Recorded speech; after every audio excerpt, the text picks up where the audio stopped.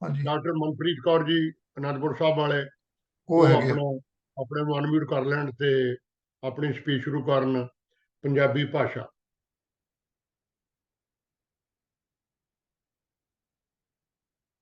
Doctor Manpreet ji.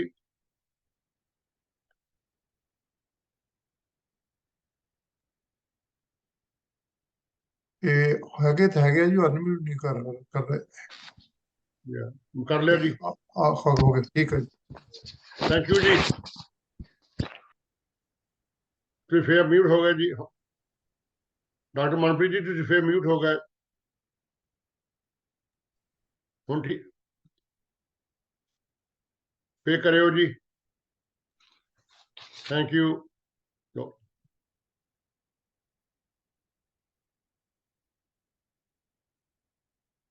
ਤੁਸੀਂ ਅਜੇ ਵੀ mute ਹੀ ਹੋ ਜੀ।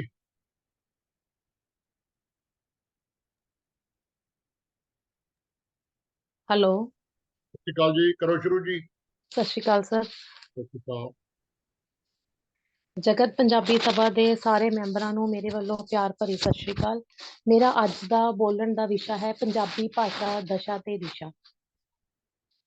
ਅਜੋਕੇ ਯੁੱਗ ਵਿਗਿਆਨ ਅਤੇ ਜਿਹੜਾ ਸਾਡਾ ਅਜੋਕਾ ਯੁੱਗ ਹੈ, ਵਿਗਿਆਨ ਅਤੇ ਟੈਕਨੋਲੋਜੀ ਦਾ ਯੁੱਗ ਹੈ। ਵਿਗਿਆਨ ਅਤੇ ਟੈਕਨੋਲੋਜੀ ਦੇ ਵਿਕਾਸ ਅਤੇ ਸੰਚਾਰ ਸਾਧਨਾਂ ਵਿੱਚ ਹੋ ਰਹੇ ਪਰਿਵਰਤਨਾਂ ਨੇ ਸਮੁੱਚੀ ਮਨੁੱਖਤਾ ਨੂੰ ਆਪਣੇ ਕਲਾਵੇ ਵਿੱਚ ਲੈ ਲਿਆ ਹੈ। ਭਾਸ਼ਾ ਕਿਉਂਕਿ ਮਨੁੱਖੀ ਸੰਚਾਰ ਦਾ ਸਾਧਨ ਹੈ ਅਤੇ ਮਨੁੱਖ ਆਪਣੇ ਭਾਵਾਂ ਦੇ ਆਦਾਨ ਪ੍ਰਦਾਨ ਭਾਸ਼ਾ ਰਾਹੀਂ ਕਰਦਾ ਹੈ। ਇਹ ਆਵਾਜ਼ੀ ਤਰੰਗਾਂ ਹੀ ਹਨ ਜਿਸ ਦੇ ਸਹਾਰੇ ਵਕਤਾ ਆਪਣਾ ਸੁਨੇਹਾ ਸਰੋਤੇ ਤੱਕ ਪਹੁੰਚਾਉਂਦਾ ਹੈ। ਇਸੇ ਤਰ੍ਹਾਂ ਵਕਤੇ ਤੋਂ ਸਰੋਤੇ ਤੱਕ ਦਾ ਸੁਨੇਹਾ ਸੰਚਾਰਕ ਸਾਧਨਾਂ ਰਾਹੀਂ ਹੁੰਦਾ ਹੈ। ਸੋ ਭਾਸ਼ਾ ਦਾ ਮੁੱਖ ਮਨੋਰਥ ਸੰਚਾਰ ਕਰਨਾ ਹੈ। ਸਮੇਂ ਦੇ ਪ੍ਰਵਾਹ ਨੇ ਪੰਜਾਬੀ ਭਾਸ਼ਾ ਵਿੱਚ ਕਈ ਪਰਿਵਰਤਨ ਲਿਆਂਦੇ। ਪੰਜਾਬ, ਜਿਸ ਨੂੰ ਅਸੀਂ ਗੁਰੂਆਂ, ਪੀਰਾਂ, ਪੈਗੰਬਰਾਂ ਦੀ ਧਰਤੀ ਕਹਿ ਕੇ ਸਨਮਾਨ ਕਰਦੇ ਹਾਂ, ਜਿਸ ਧਰਤੀ ਤੇ ਰਿਗ ਵੇਦਾਂ ਦੀ ਰਚਨਾ ਹੋਈ, ਮਹਾਨ ਗ੍ਰੰਥ ਆਦਿ ਗ੍ਰੰਥ ਦੀ ਸੰਪਾਦਨਾ ਹੋਈ, ਇਸੇ ਧਰਤੀ ਤੇ ਹੋਈ।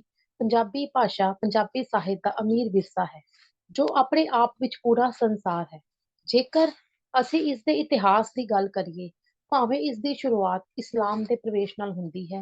9ਵੀਂ-10ਵੀਂ ਸਦੀ ਦਾ ਸਮਾਂ ਬਣਦਾ ਹੈ ਜਿਸ ਵਿੱਚ ਨਾਥਾਂ ਜੋਗੀਆਂ ਦਾ ਸਾਹਿਤ, ਬਾਬਾ ਫਰੀਦ ਦੀ ਬਾਣੀ ਆਉਂਦੀ ਹੈ ਅਤੇ ਇਸ ਦਾ ਇਤਿਹਾਸ ਬਹੁਤ ਲੰਮਾ ਹੈ ਜਿਸ ਨੂੰ ਆਦਿ ਕਾਲ ਦਾ ਪਹਿਲਾ ਪੜਾਅ ਵੀ ਕਿਹਾ ਜਾਂਦਾ ਹੈ।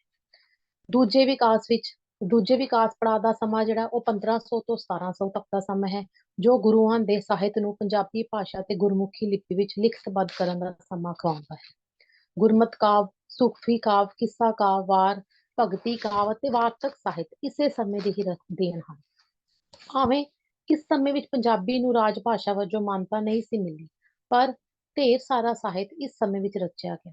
ਜਿੱਥੋਂ ਤੱਕ ਪੰਜਾਬ ਦੀ ਅਮੀਰ ਵਿਰਾਸਤ ਦੀ ਸਾਂਭ ਸੰਭਾਲ, ਸ਼ਾਬਦਿਕ ਅਮੀਰੀ ਦਾ ਸੰਬੰਧ ਹੈ, ਗੁਰੂ ਨਾਨਕ ਦੇਵ ਜੀ ਨੇ ਤਾਂ ਇਸ ਦਾ ਆਗਾਜ਼ ਘਰ ਘਰ ਮੀਆਂ ਸਭਨਾ ਜੀਆਂ ਬੋਲੀ ਅਵਰ ਤੁਮਾਰੀ ਨਾਲ ਹੀ ਕਰ ਦਿੱਤਾ ਸੀ। ਪੰਜਾਬੀ ਜੋ ਸਰਬੱਤ ਦੇ ਭਲੇ ਦੀ ਅਰਦਾਸ ਦੀ ਮੰਗ ਕਰਦੀ ਹੈ, ਉਸ ਨੂੰ ਵਿਕਾਸ ਵਾਲੇ ਪਾਸੇ ਤੋਰਨ ਦੀ ਉਮੀਦ ਕਰਨੀ ਅਸੰਭਵ ਗੱਲ ਹੈ। ਸੋ ਇਸ ਅਮੀਰ ਵਿਰਸੇ ਨੇ ਹੀ ਪੰਜਾਬੀ ਭਾਸ਼ਾ ਨੂੰ ਮਿਲਦੇ ਮਾਣ ਸਤਿਕਾਰ ਵਾਲੇ ਪਾਸੇ ਤੋਰਿਆ। ਪੰਜਾਬੀ ਭਾਸ਼ਾ ਦੇ ਜੇਕਰ ਤੀਜੇ ਵਿਕਾਸ ਪੜਾਅ ਦਾ ਸਮਾਂ 1700 ਤੋਂ 1900 ਤੱਕ ਦਾ ਸਮਾਂ, ਜਿਸ ਵਿੱਚ ਪੰਜਾਬੀਆਂ ਦੀ ਆਪਣੀ ਭਾਸ਼ਾ ਹਾਕਮ ਸ਼੍ਰੇਣੀ ਦੀ ਭਾਸ਼ਾ ਦੇ ਦਬਾਅ ਹੇਠ ਵੀ ਦੱਬੀ ਰਹੀ। ਇਸ ਸਮੇਂ ਨੂੰ ਮਹਾਰਾਜਾ ਰਣਜੀਤ ਸਿੰਘ ਦਾ ਕਾਲ ਵੀ ਕਿਹਾ ਜਾਂਦਾ ਹੈ। ਮਹਾਰਾਜਾ ਰਣਜੀਤ ਸਿੰਘ ਮਹਾਰਾਜਾ ਰਣਜੀਤ ਸਿੰਘ ਦੇ ਕਾਲ ਦੀ ਜੇ ਅਸੀਂ ਗੱਲ ਕਰੀਏ ਤਾਂ ਉਸ ਵਿੱਚ ਫਾਰਸੀ ਦਾ ਪ੍ਰਭਾਵ ਰਿਹਾ। ਠੀਕ ਹੈ, ਅੰਗਰੇਜ਼ਾਂ ਦਾ ਅਧਿਕਾਰ ਹੋਣ ਕਰਕੇ ਪੰਜਾਬੀ ਭਾਸ਼ਾ ਉੱਤੇ ਅੰਗਰੇਜ਼ੀ ਭਾਸ਼ਾ ਦਾ ਪ੍ਰਭਾਵ ਫਾਰਸੀ ਨਾਲੋਂ ਵੀ ਵੱਧ ਦੇਖਣ ਨੂੰ ਮਿਲਿਆ। ਅਪ੍ਰੈਲ 1968 ਵਿੱਚ ਪੰਜਾਬੀ ਰਾਜ ਭਾਸ਼ਾ ਵਜੋਂ ਉੱਭਰ ਕੇ ਸਾਹਮਣੇ ਆਈ। ਇਸ ਨੂੰ ਸਰਕਾਰੀ ਸਕੂਲਾਂ, ਕਾਲਜਾਂ, ਯੂਨੀਵਰਸਿਟੀਆਂ, ਸਰਕਾਰੀ ਅਤੇ ਗੈਰ ਸਰਕਾਰੀ ਦਫ਼ਤਰਾਂ ਵਿੱਚ ਵੀ ਕਾਰਜਕਾਰੀ ਦਾ ਮਾਧਿਅਮ ਬਣਾਇਆ ਗਿਆ। ਕਿਉਂਕਿ ਸਰਕਾਰ ਦਾ ਮੁੱਖ ਮਕਸਦ ਪੰਜਾਬੀ ਭਾਸ਼ਾ ਦੇ ਸਰਵਪੱਖੀ ਵਿਕਾਸ ਤੋਂ ਸੀ, ਤਾਂ ਜੋ ਭਵਿੱਖ ਵਿੱਚ ਹੋਣ ਵਾਲੀਆਂ ਸੰਭਾਵਨਾਵਾਂ ਤੋਂ ਬਚਿਆ ਜਾ ਸਕੇ। ਕੈਨੇਡਾ ਵਿੱਚ ਵੀ ਪੰਜਾਬੀ ਭਾਸ਼ਾ ਨੂੰ ਮਾਨਤਾ ਮਿਲੀ ਹੈ।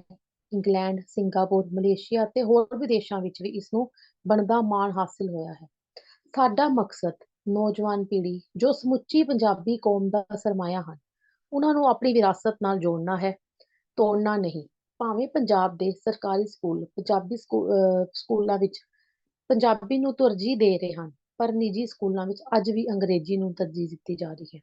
ਅਜੋਕੀ ਸਿੱਖਿਆ ਪ੍ਰਣਾਲੀ ਵਿੱਚ ਜੇਕਰ ਪਰਿਵਰਤਨ ਲਿਆਂਦਾ ਜਾਵੇ ਤਾਂ ਇਹ ਪ੍ਰਣਾਲੀ ਪੰਜਾਬੀ ਭਾਸ਼ਾ ਨੂੰ ਬੁਲੰਦੀਆਂ ਤੇ ਲਿਜਾਣ ਦੇ ਸਮਰੱਥ ਹੋ ਸਕਦੀ ਹੈ। ਵਿਦਿਅਕ ਢਾਂਚੇ ਦੇ ਬਦਲਣ ਨਾਲ ਪੰਜਾਬੀ ਭਾਸ਼ਾ ਵਿੱਚ ਇੱਕ ਵੱਡਾ ਪਰਿਵਰਤਨ ਦੇਖਣ ਨੂੰ ਇਹ ਮਿਲੇਗਾ ਕਿ ਜਿੱਥੇ ਸਮਾਜਿਕ ਸਰੋਕਾਰਾਂ ਦੇ ਬਦਲਣ ਨਾਲ ਮਨੁੱਖੀ ਸੋਚ ਹੈ ਉਹ ਸਿਰਫ ਨਿੱਜੀ ਸਰੋਕਾਰਾਂ ਤੱਕ ਸੀਮਿਤ ਹੈ, ਉੱਥੇ ਮਾਪੇ ਵੀ ਆਪਣੇ ਬੱਚਿਆਂ ਨੂੰ ਭਵਿੱਖ ਨੂੰ ਸੁਨਹਿਰੀ ਬਣਾਉਣ ਲਈ ਅੰਗਰੇਜ਼ੀ ਮਾਧਿਅਮ ਵਾਲੇ ਸਕੂਲਾਂ 'ਚ ਪੜ੍ਹਾ ਲਿਖਾ ਕੇ ਵਧੀਆ ਪੈਸੇ ਖਰਚ ਕੇ ਕੰਪਿਊਟਰ ਇੰਜੀਨੀਅਰ, ਡਾਕਟਰੀ, IAS, PCS ਜਾਂ ਵਿਦੇਸ਼ਾਂ ਵੱਲ ਭੇਜਣ ਲਈ ਆਇਲਸ ਵਰਗੀਆਂ ਪ੍ਰੀਖਿਆਵਾਂ ਦਿਵਾਉਂਦੇ ਹਨ, ਕਿਉਂਕਿ ਉਹਨਾਂ ਦੀ ਸੋਚ ਮੰਡੀ ਤੱਕ ਸੀਮਿਤ ਰਹਿ ਗਈ ਹੈ। ਨਿੱਜੀ ਵਿਦਿਅਕ ਅਦਾਰਿਆਂ ਨੇ ਵੀ ਮੰਡੀ ਨੂੰ ਹੀ ਉਤਸ਼ਾਹਿਤ ਕੀਤਾ ਹੈ। ਮੰਡੀਕਰਨ ਦੀ ਸੋਚ ਤਾਂ ਹੀ ਬਦਲੀ ਜਾ ਸਕਦੀ ਹੈ ਜੇਕਰ ਸਿੱਖਿਆ ਢਾਂਚੇ ਨੂੰ ਪੰਜਾਬੀ ਭਾਸ਼ਾ ਦੇ ਮਾਧਿਅਮ ਰਾਹੀਂ ਪੜ੍ਹਾਉਣ ਦਾ ਉਪਰਾਲਾ ਕੀਤਾ ਜਾਵੇ। ਪੰਜਾਬੀ ਭਾਸ਼ਾ ਦੀ ਦਸ਼ਾ ਤੇ ਦਿਸ਼ਾ ਦੀ ਗੱਲ ਕਰਦਿਆਂ ਜੇਕਰ ਇਹਦੀ ਵਰਤਮਾਨ ਸਥਿਤੀ ਪ੍ਰਤੀ ਸਾਡੇ ਬੁੱਧੀਜੀਵੀ ਚਿੰਤਿਤ ਹਨ, ਪੰਜਾਬੀ ਭਾਸ਼ਾ ਦੇ ਵਾਧੇ ਤੇ ਵਿਕਾਸ ਲਈ ਆਪਣੇ ਸ਼ਲਾਘਾਯੋਗ ਕਦਮ ਪੁੱਟ ਰਹੇ ਹਨ, ਆਪੋ ਆਪਣੀਆਂ ਸੰਸਥਾਵਾਂ ਵਿੱਚ ਪੰਜਾਬੀ ਭਾਸ਼ਾ ਵਿਸ਼ੇ ਤੇ ਰਾਸ਼ਟਰੀ ਅਤੇ ਅੰਤਰਰਾਸ਼ਟਰੀ ਪੱਧਰ ਤੇ ਸੈਮੀਨਾਰ, ਵਰਕਸ਼ਾਪ, ਜਨਮ ਸ਼ਤਾਬਦੀਆਂ ਮਨਾਉਣੀਆਂ, ਵੈਬੀਨਾਰ ਪੰਜਾਬੀ ਭਾਸ਼ਾ ਦੀ ਵਰਤਮਾਨ ਸਥਿਤੀ ਪ੍ਰਤੀ ਚੁੱਕੇ ਗਏ ਸ਼ਲਾਘਾਯੋਗ ਕਦਮ ਹਨ। ਪੰਜਾਬੀ ਯੂਨੀਵਰਸਿਟੀ ਪਟਿਆਲਾ ਦਾ ਪੰਜਾਬੀ ਫੌਂਟ ਤਿਆਰ ਕਰਕੇ ਨੌਜਵਾਨ ਪੀੜ੍ਹੀ ਨੂੰ ਆਪਣੀ ਭਾਸ਼ਾ ਨਾਲ ਜੋੜਨ ਦਾ ਸਫਲ ਉਪਰਾਲਾ ਹੈ। ਸਰਕਾਰੀ ਦਫ਼ਤਰਾਂ ਵਿੱਚ ਵੀ ਵਿਸ਼ੇਸ਼ ਫੌਂਟ ਅਧੀਨ ਕੰਮ ਕੀਤਾ ਜਾ ਰਿਹਾ ਹੈ। ਪੰਜਾਬੀ ਭਾਸ਼ਾ ਵਿੱਚ ਲਿਖਿਆ ਸਾਹਿਤ ਭਾਵੇਂ ਉਹ ਆਦਿਕਾਲ, ਮੱਧਕਾਲ, ਆਧੁਨਿਕ ਜਾਂ ਫਿਰ ਸਮਕਾਲੀ ਹੋਵੇ, ਸਮੁੱਚੀ ਜਾਣਕਾਰੀ ਵੈਬਸਾਈਟ ਤੇ ਵੀ ਉਪਲਬਧ ਹੈ। ਦੁਰਲੱਭ ਕਿਤਾਬਾਂ ਅਤੇ ਖਰੜਿਆਂ ਦੀ ਡਿਜੀਟਲ ਸਾਫਟ ਕਾਪੀ ਵੀ ਤਿਆਰ ਕਰਕੇ ਸਮੂਹ ਵਿਦਿਆਰਥੀਆਂ ਤੱਕ ਪਹੁੰਚਾਉਣਾ ਵੀ ਪੰਜਾਬੀ ਯੂਨੀਵਰਸਿਟੀ ਵੱਲੋਂ ਪਹਿਲ ਦੇ ਆਧਾਰ ਤੇ ਚੁੱਕਿਆ ਸ਼ਲਾਘਾਯੋਗ ਕਦਮ ਹੈ। ਜੇਕਰ ਅਸੀਂ ਗੱਲ ਕੀ ਵੱਖ-ਵੱਖ ਯੂਨੀਵਰਸਿਟੀਆਂ ਵਿੱਚ ਵੀ ਆਪਣੇ ਹਿਸਾਬ ਨਾਲ ਪੰਜਾਬੀ ਭਾਸ਼ਾ ਨੂੰ ਪ੍ਰਫੁੱਲਿਤ ਕਰਨ ਦਾ ਕੰਮ ਚੱਲ ਰਿਹਾ ਹੈ, ਤਾਂ ਆਪਣੀ ਵਿਰਾਸਤ ਨੂੰ ਕਾਇਮ ਰੱਖਣ ਲਈ, ਪੰਜਾਬੀ ਭਾਸ਼ਾ ਨੂੰ ਜਿਉਂਦਾ ਰੱਖਣ ਲਈ ਸਥਾਨਿਕ ਭਾਈਚਾਰੇ ਦੇ ਨਾਲ ਭਾਈਚਾਰਕ ਭਾਸ਼ਾਈ ਸਾਂਝ ਬਣਾਉਣੀ ਅਜੋਕੇ ਸਮੇਂ ਦੀ ਮੁੱਖ ਲੋੜ ਹੈ। ਪੰਜਾਬੀ ਭਾਸ਼ਾ ਦਾ ਗਿਆਨ ਹੋਣਾ ਅਤੇ ਮੁਹਾਰਤ ਹਾਸਲ ਕਰਨੀ ਸੋਨੇ ਤੇ ਸੁਹਾਗੇ ਦਾ ਕੰਮ ਹੈ।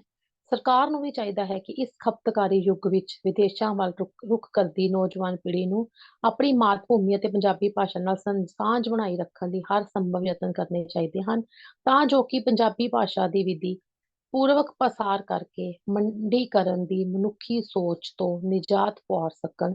ਉਹ ਬੱਚੇ ਜੋ ਸਾਡੇ ਭਵਿੱਖ ਦਾ ਸਰਮਾਇਆ ਹਨ, ਚਾਹੇ ਉਹ ਪੰਜਾਬ ਵਿੱਚ ਹਨ ਜਾਂ ਪੰਜਾਬ ਤੋਂ ਬਾਹਰ ਵਿਦੇਸ਼ਾਂ ਵਿੱਚ ਵਸਦੇ ਹਨ, ਉਹਨਾਂ ਦੇ ਪੰਜਾਬੀ ਭਾਸ਼ਾ ਪ੍ਰਤੀ ਡਿੱਗਦੇ ਮਿਆਰ ਨੂੰ ਮੁੱਦਾ ਤੱਕ ਜਿਉਂਦਾ ਰੱਖਣ ਦੀ ਵੱਧ ਤੋਂ ਵੱਧ ਕੋਸ਼ਿਸ਼ ਕਰਨੀ ਚਾਹੀਦੀ ਹੈ।